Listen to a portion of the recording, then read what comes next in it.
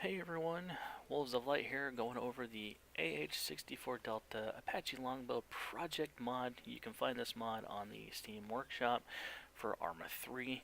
It is a great mod, adds a great cast bird into Arma 3, and I love flying it, not so much landing it, because I'm still kind of a noob pilot, but I definitely love it. The detail is great, and we'll go through some of the takeoff parameters and a few of the control sets and just kind of get you guys ready to fly it. Now, I'm not the first person that came out with a tutorial on the button sequence or how to get this thing started and running. I'm just kind of going to give you my tutorial. So, without further ado, let's go ahead and jump in the AH-64D Apache Longbow as pilot. And I will do a secondary video later as a gunner if I can get one of my buddies to jump on Running here. out of fuel. He's a hell of a lot better pilot than I am. I have no problem or no shame admitting that. I completely suck at piloting things, but you know, you never know what you can do until you try. So as you can see, there's a monocle on the screen. That is for the pilot. I have not jumped in as a gunner yet, so I'm not entirely sure if there's one there for them or not. So first things first, there's a lot of buttons and whatnot, and as you saw coming up to it and jumping in, that it looked kind of not finished or just sort of pre-rendered, but as you can see as you get in, it's in full detail. Now, to look around, you hold down the left alt and move your mouse around to kind of give you that head turn, kind of see everything around the cockpit, all the little buttons and knobs, and you can see all the great detail that the developers and publishers of this mod had put into, well, this mod. Now, all these buttons, not all the buttons are clickable or you can interface with, but some you can, and I will give you that startup sequence here shortly. But first things first, we need to adjust our control sets.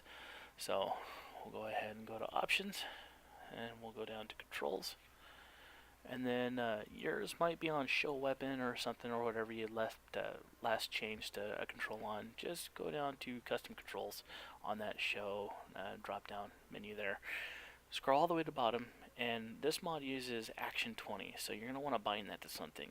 All the tutorials and everything I've seen says bind it to E.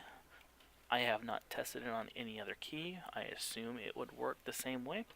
So you can assign it however you feel or whatever you feel more comfortable with. I'm just going to go E with the default. Just again, that's pretty much what I learned on, so that's what I'm going to keep using. So once you have that assigned, we're going to go back into the game. We'll start looking around the cockpit, and we'll start up the startup sequence.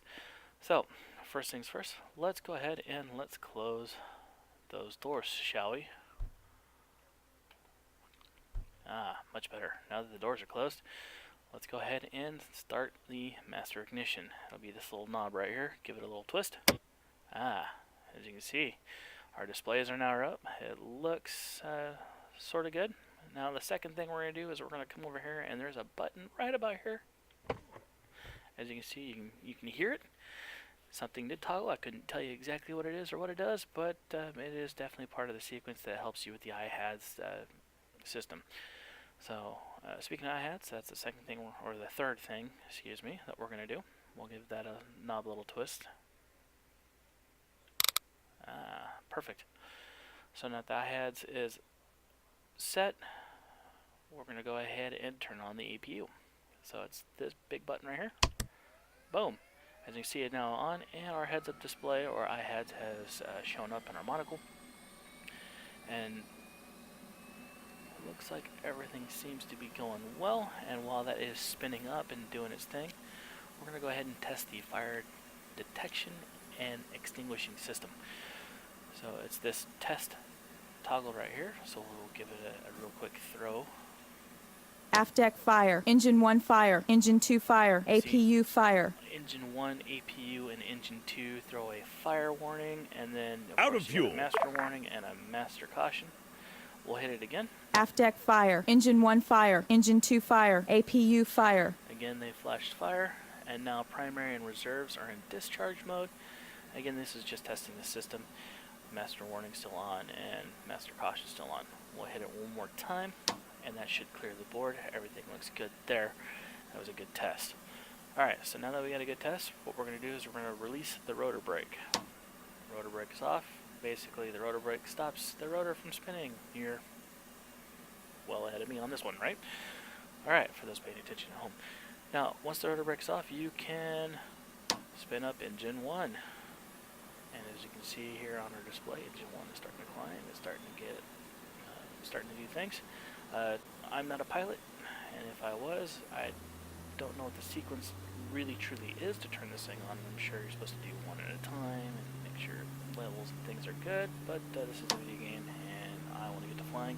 So we hit engine 2 right away. You can do this really quickly and get through this. This is not a really dedicated, get through, do motion, sit here, wait, spin up type thing. You can literally just get it up and ready to fly in a matter of moments. Well, a lot of those two are, of course, generating. One thing I want to show you right here is this screw right here. As you can see right there, that screw. What that is your cockpit light system. Look at that, isn't that beautiful? How everything's all illuminated now. And to turn it off, it's the same one. So if you're running in daylight, you can just leave it like that. If you're going to go at nighttime, definitely hit that. One thing I did notice though is after I landed, I went ahead and did the reverse sequence and started turning things off. I ended up throwing the master ignition off and realized I couldn't turn off the cockpit lights for all the controls and switches and whatnot, and it was just on.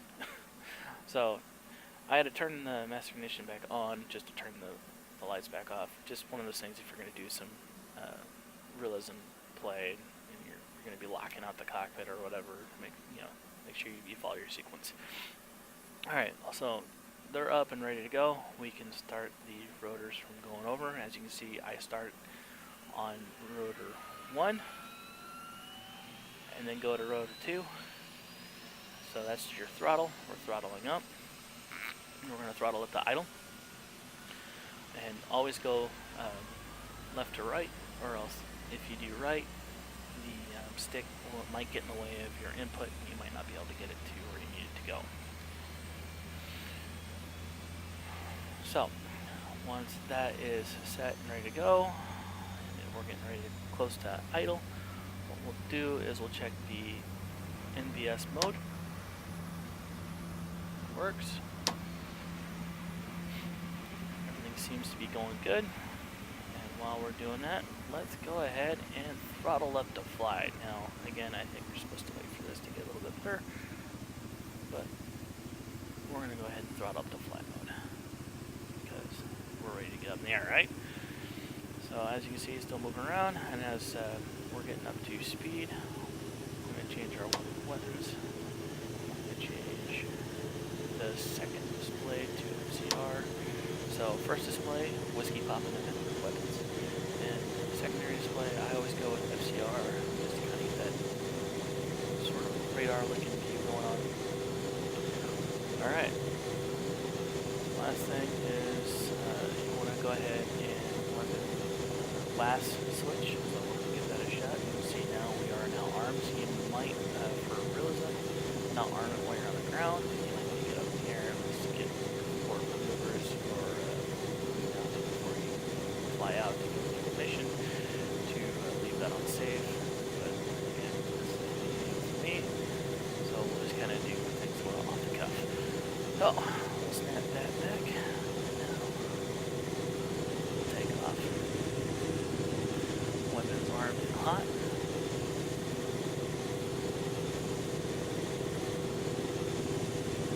Go ahead and just do a real quick control. Now there is some enemy bodies over there. I've got a couple of MRAPs and some ground control units that we'll deal with. Try to come back in from landing. Okay. Try doing it in first person, but my landings in first person absolutely suck. So only that third person, even those kind of suck. kind of a new wireless type thing. And, you'll see what I mean when we get going. So I'm going to go into this room over here.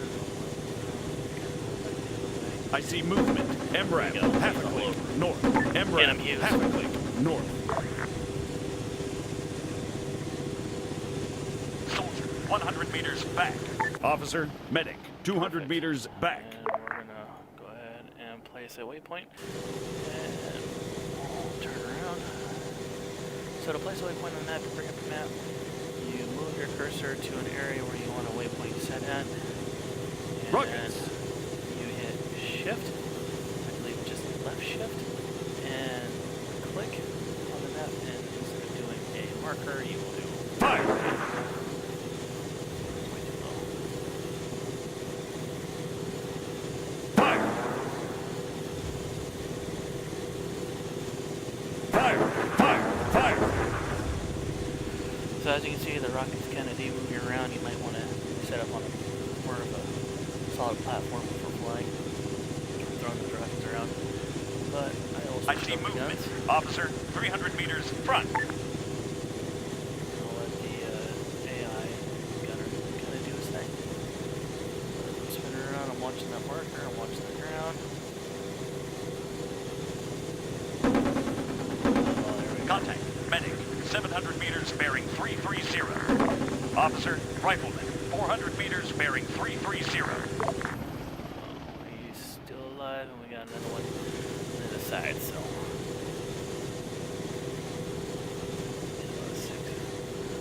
700 out. Just wait this turn.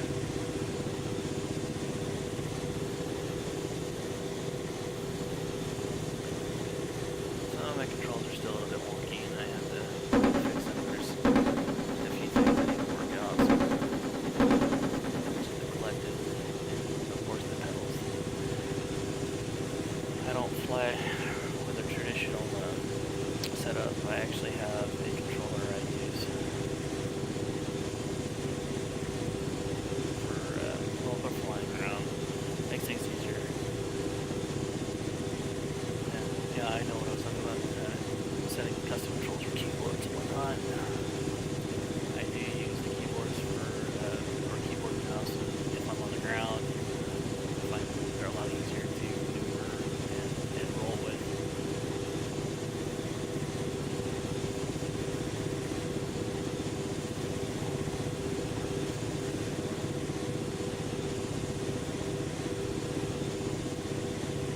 There's a marker there.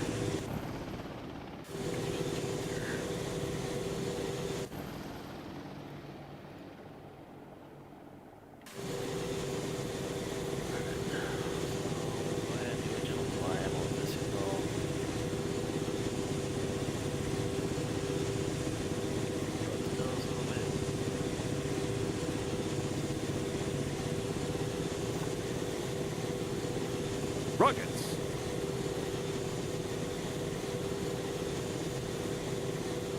Fire! Fire! Fire! That's good. Yep. Got him. Alright. That was a good run. Now, here comes the tricky part. Let's try to put this thing down. Now,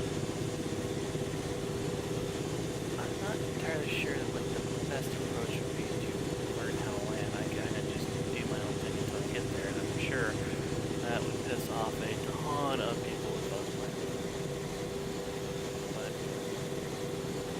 as you can see, I struggle quite a bit trying to get this thing perfect. I end up a hell of a lot higher than I should. So,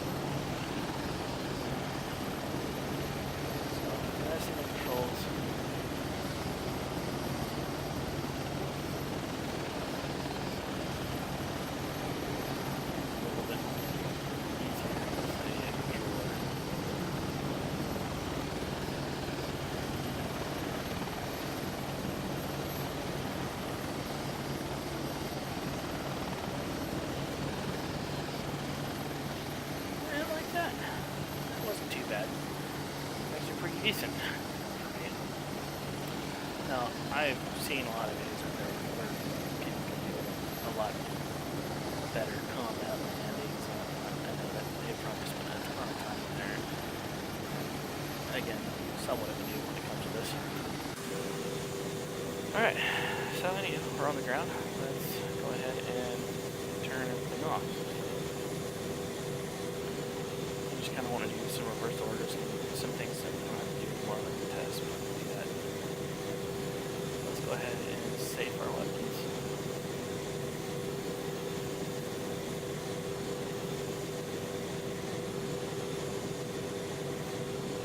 I'll allow you to save. So that's alright.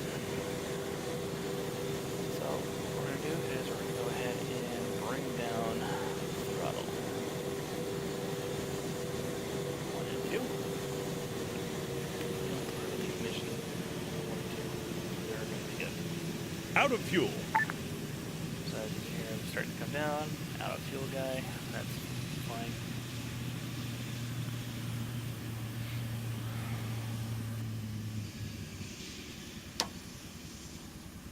We'll turn the rotor brake on. Eventually lock up our brakes. While we've got everything going, let's go ahead and turn the interior lights out. Perfect. We'll go ahead and disengage the APU. APU off. And then we're not going to worry about this guy. We'll just leave him alone. We'll turn off the master ignition. Cockpit down. We're locked out. We'll go ahead and open both doors. And we can get out. He's an AI. He's not going to get out unless I command him to, and we're not going to worry about that. So then there you go.